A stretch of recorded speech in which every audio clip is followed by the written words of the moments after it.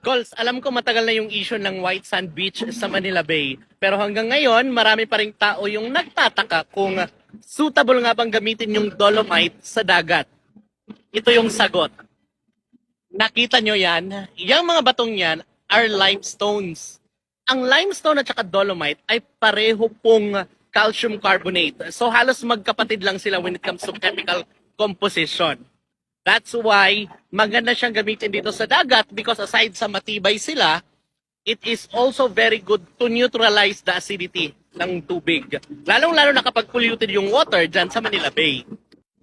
In our case, ang ginagamitan namin ng limestone dito is para maging foundation siya ng fort namin kasi matibay siya. Yung Dolomite naman is pinino lamang yun ng mga bato. So ibig sabihin it's already crushed kaya naging white sand na siya. Kaya tinatawag nilang synthetic sand. So, ano nga ba ang Dolomite, mga angkol? Simply, Dolomite in geologic origin, it is from sedimentary rock formations. And then, nagmetamorphose. No, char, wala mong kasabot, no. So, Dolomite is a mineral slash rock, a naturally occurring chemical compound. Para mas madali natin naintindihan, nakikita nyo yung table ko, mga angkol? Yan. That is limestone. So we will compare Dolomite to limestone kasi magkapatid lang po sila. Pareho silang calcium carbonate. Kaibahan lang, merong magnesium ang Dolomite. They almost have the same uses as an aggregate for construction materials and they are also used in the production of cement. Pareho silang basic minerals kaya may capacity sila to neutralize the level of acidity sa water at saka sa soil. Kaya they're also used to some fertilizer. So question number 1. Is Dolomite detrimental to the ecosystem of Manila Bay? Char, may nabubuhay pa ba doon, Col? Polluted masyado, no?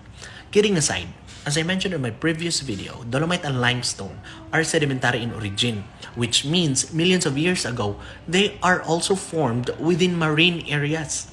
In fact, corals, just like Dolomite and limestones, are calcium carbonate compounds, which means this type of material is not alien to the coastal ecosystem.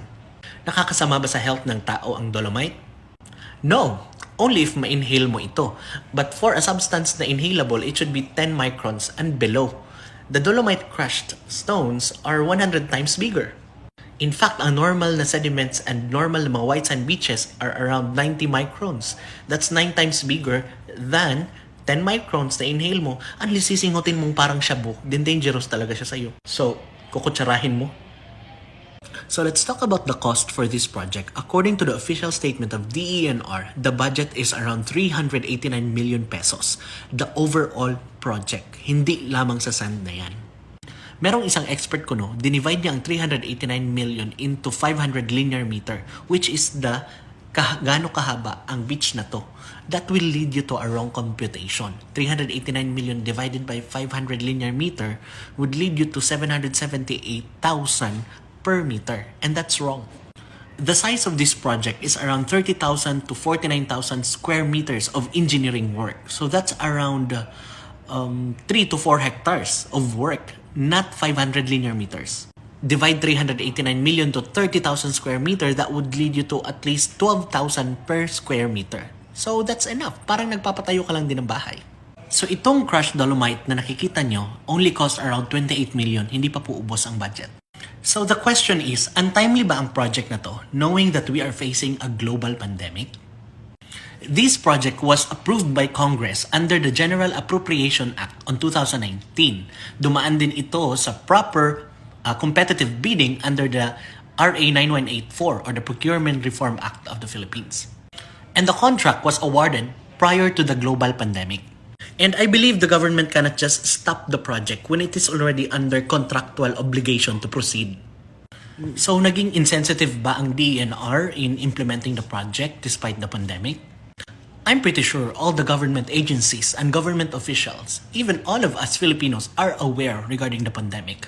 But we should not forget the fact that DENR, MMDA, Philippine Coast Guard, and DPWH are not DOH and DSWD, who has the mandate to take care of the social welfare and health of the people. The mandate of the DENR is to use its financial, manpower, and other resources for the protection and conservation of environment and natural resources even amidst this pandemic. Health and social welfare concerns is for DOH and DSWD. And that's a fact. So, naging insensitive ba talaga ang DENR at hindi na ba nila inisip ang kapakanan ng mga Pilipino during this COVID-19 pandemic? According to the National Treasury, 10% of the DENR's budget for 2020 was returned para maging bahagi ng bayanihan to heal as one for COVID-19. In fact, the DENR Regional and National Office initiated programs to generate amount of money to support for the COVID-19 pandemic. And they raised around 89 million pesos to support. And these donations were utilized to support the government during this COVID-19 pandemic. So the next question is, bakit hindi tinigil ng government ang implementation? Knowing that we are under the state of calamity and our president has the power to do that, to stop the project. My question, if we are going to do that kind of decision, would be, kailangan ba nating ubusin ang funds ng other government agencies just to fight for COVID-19? What will happen to us after COVID-19? Are we going to stop developments that are intended for long-term solutions just because we are facing COVID-19 today? COVID-19 might be a global pandemic, but we have bigger problems than that. Problems that has no vaccine.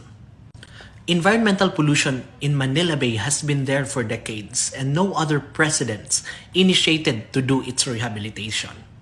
And of course, climate change has no vaccine.